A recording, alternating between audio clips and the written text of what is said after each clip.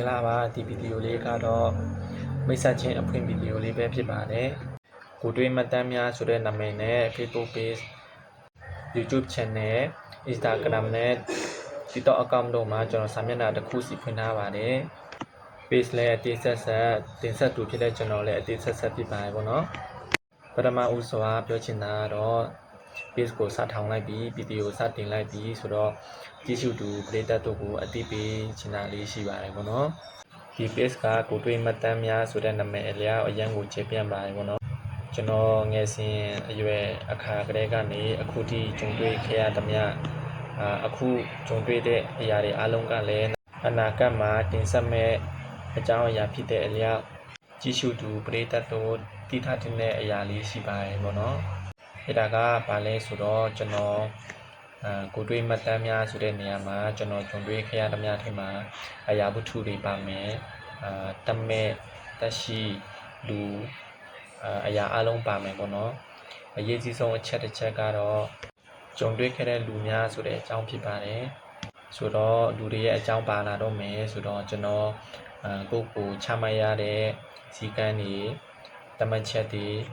policy လေးရှိပါတယ်ပေါ့နော်ကျွန်တော်ရဲ့ဗီဒီယိုထဲမှာလူနာမည်လူပုဂ္ဂိုလ်လူအဖွဲ့အစည်းထဲကတစ်ခုခုပေါ့နော်အဲ့ဒီနာမည်တွေကိုကျွန်တော်ထိန်ချန်ပြီးတော့ပဲဒီဗီဒီယိုကိုတင်ဆက်မှာဖြစ်ပါတယ်ကျွန်တော်လူနာမည်ဖြစ်စေကုမ္ပဏီနာမည်ဖြစ်စေအရာဝတ္ထုတစ်ခုပစ္စည်းတစ်ခုခုရဲ့နာမည်ဖြစ်စေကျွန်တော်ပြောမှာမဟုတ်ပါဘူးငယ်စဉ်အရွယ်ကလေးကနေအခုထိကြုံတွေ့ခဲ့ရတဲ့အကြောင်းအရာများစွာရှိပါတယ်ပေါ့နော်ကျွန်တော်စီမှာကျွန်တော်နဲ့ကြုံခဲ့ပတ်သက်ခဲ့တဲ့လူတွေလည်းများစွာရှိပါတယ်ဆိုတော့တွေးစရာရှိတာကဗီဒီယိုထဲမှာလူတွေအကြောင်းတခြားသူတယောက်အကြောင်းကျွန်တော်ကယူပြီးသူတို့နာမည်နဲ့ဖြစ်တင်တော့မယ်ဆိုတာကိုစိုးရင်မိနေမှာဆိုလို့ပါအဲ့ဒီလိုစိုးရင်စရာမရှိပါဘူးကျွန်တော်မတင်ပါဘူးပေါ့နော်စိတ်ချလက်ချနဲ့ကျွန်တော်နဲ့ပတ်သက်လို့ရပါတယ်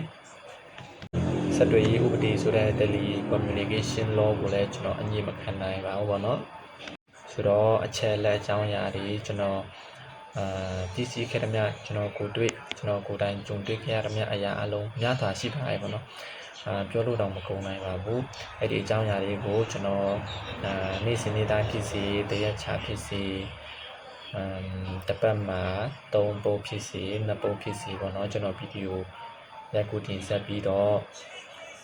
ကျွန်တော်တင်မှာဖြစ်ပါတယ်ဒီဗီဒီယိုကတော့ကျွန်တော်ရဲ့ပထမအဆုံးဗီဒီယိုဆိုတဲ့အတိုင်းတော်တော်ဆိုးပါတယ်အချိန်ကြီးကတော့ကျွန်တော်ကဗီဒီယို editor တယောက်မဟုတ်ပါဘူးပေါ့နော်စကားပြောကျွမ်းကျင်တဲ့သူလည်းမဟုတ်ပါဘူးဘာဖြစ်လို့ဒီ page ကိုထောင်းတဲ့ဗီဒီယိုကိုဘာဖြစ်လို့ရိုက်ချင်ရတဲ့အကြောင်းကိုတော့ကျွန်တော်နောက်တစ်ပုတ်ကြာရင်ကျွန်တော်ပြန်ပြီးတော့ရှင်းပြပြောပြပေးပါမယ်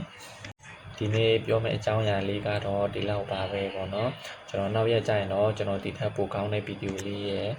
ပိုကောင်းတဲ့အကြောင်းအရာနဲ့တင်ဆက်မှုကောင်းလေးနဲ့ကျွန်တော်ပြန်ပြီးတော့တင်မှာဖြစ်ပါတယ်အဲဒါကြောင့်ကျွန်တော်ရဲ့ Facebook page လေးကို follow လုပ်ပေးပါ like and share လေးလည်းလုပ်ပေးပါပေါ့နော်နောက်ထပ် YouTube channel ကိုလည်း subscribe လေးလုပ်ပေးပါ like လေးလုပ်ပေးပါပေါ့နော်Instagram မှာတော့ကျွန်တော်တင်အောင်မှာမဟုတ်ပေးပါဘူးပေါ့နော်ဗီဒီယိုကလည်းနည်းနည်းရှည်တယ်ဖြစ်တဲ့အတွက် YouTube မှာတော့ကျွန်တော်တင်ပါပါ YouTube မှာလည်းကျွန်တော်ကို like လေးလုပ်ပေးပါပေါ့နော်နောက်ထပ်ဗီဒီယိုတစ်ပုဒ်မှာပိုကောင်းတဲ့အကြောင်းအရာလေးနဲ့ကျွန်တော်တို့ပြန်ဆုံကြမယ်